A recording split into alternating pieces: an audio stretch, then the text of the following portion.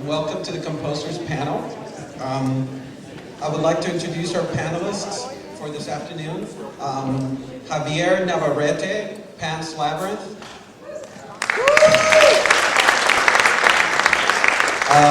Mark Isham, Bobby. John Dabney, Idlewild, and Sin City 2. Alex Meklis, Last King of Scotland. Clint Mansell, Fountain, The Fountain. David Matei, Because I Said So. And the moderator, he's the music supervisor for 6 Feet Under, and he's the DJ on KCRW, Thomas Golovich.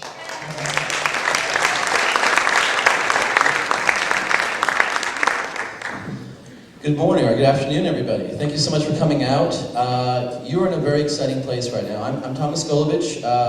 I'm a DJ at KCRW in Los Angeles and music supervisor. I worked on an HBO series called 6 Feet Under and a whole bunch of sort of, thank you, and a whole bunch of sort of feature films, some independent ones and so forth. And I'm going to introduce you to this really exciting group here. You have in front of you probably the vanguard of the great composers of the new millennium. So you're in great luck, and we have a lot of shared wisdom up here.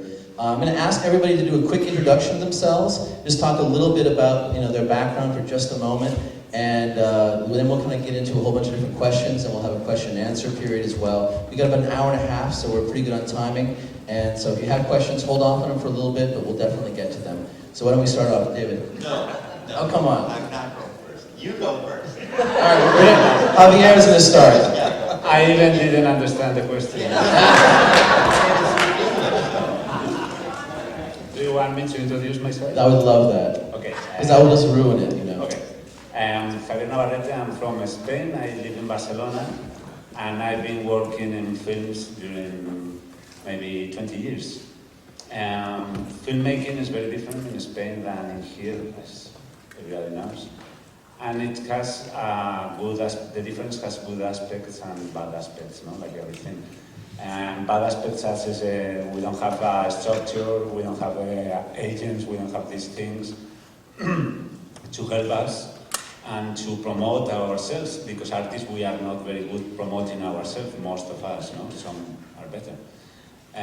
The good things is maybe you have a kind of freedom to investigate or to make your craft by your own, And then also another good thing is maybe we can change our styles or whatever, because the market is very small, so you can find yourself making a TV movie 1 week and writing a piece of concert music for a ballet company or something like that.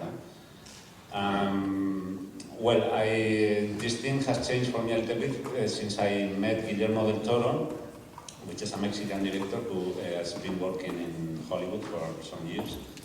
And he came first to Spain in the year 2000 to make a Spanish film called Devil's Blackbone. And then I had a first experience, very good with him. And he came again 2 years ago to make this film, which now is on the screen.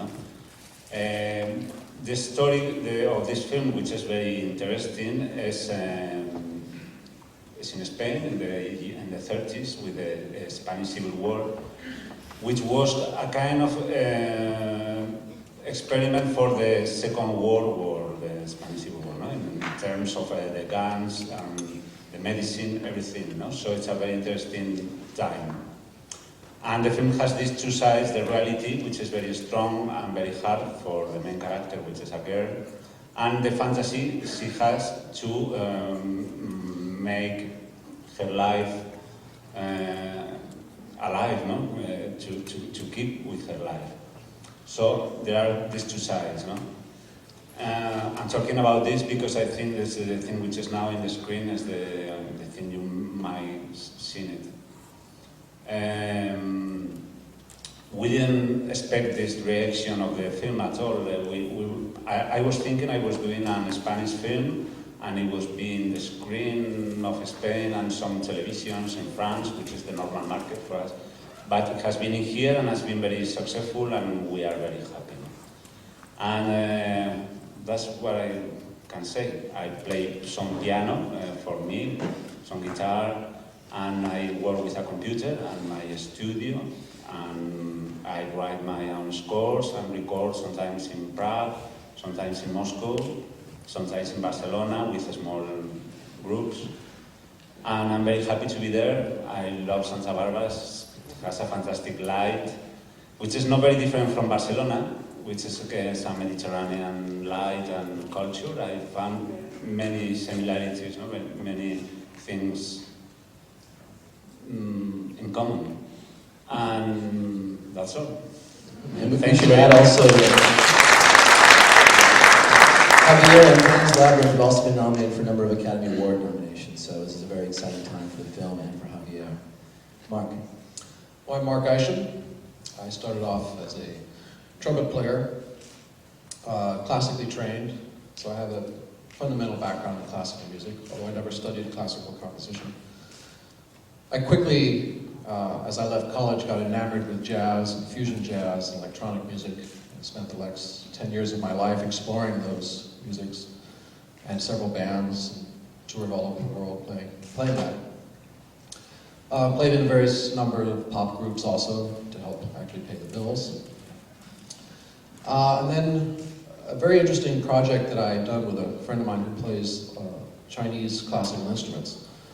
We'd done a small half a record we were trying to sell to the ECM New Music Series of music for electronics and Chinese classical instruments.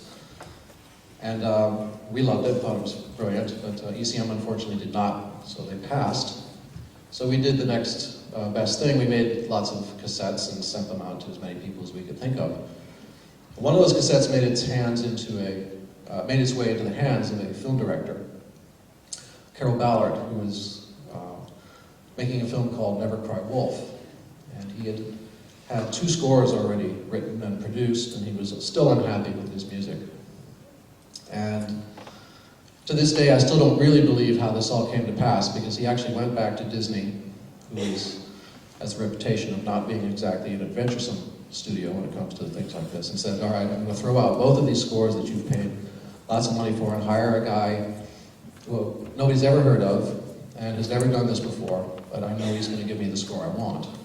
And he actually convinced them to do that. And that was how I got into this business. There was no real dream of mine at that time, but I saw that an opportunity to write music very closely aligned to what my interests were and to get paid for it. And I threw myself wholeheartedly into the task and came out 5 months later, a little worse than wear at having actually written a full film score.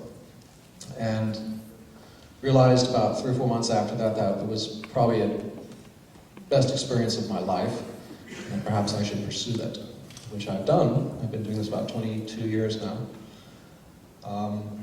I still play trumpet. I still love it. I still have bands, although to keep the schedules from conflicting and stealing time from each other is quite difficult. But occasionally I actually write a score that I feel I can actually be the right soloist for, and I get a chance to hire myself. And that's always fun. Do you pay yourself very well as a soloist? I pay myself the highest possible amount, which is usually 0. And that's the basic story of how I got here. John Debney.